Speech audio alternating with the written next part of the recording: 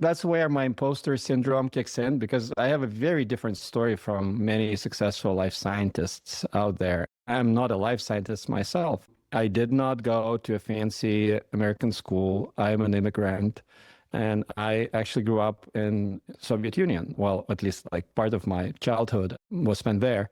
It was a weird time and a weird place to grow up in. So I was actually a part of a really smart, science-oriented family, physics and computer science. My parents worked in research organizations and working on like modeling rocket engines and solving all sorts of complicated tasks. And back then, computers were just like in the very beginning of the new era of computational everything. And so they were working at the forefront of back then Soviet computer science. So that certainly influenced a lot who I am and what I work on. But also just the environment where I grew up, I think really screwed my brain in a certain way.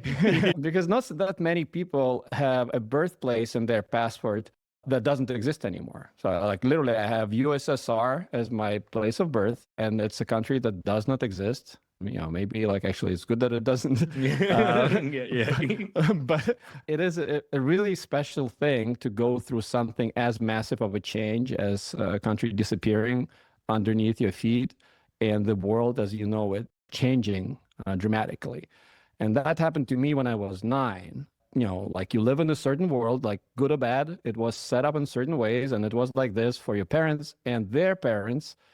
And then suddenly, like everything you knew about the world is found to be wrong, or it doesn't exist anymore. And there's a completely new world coming in and you have to adapt.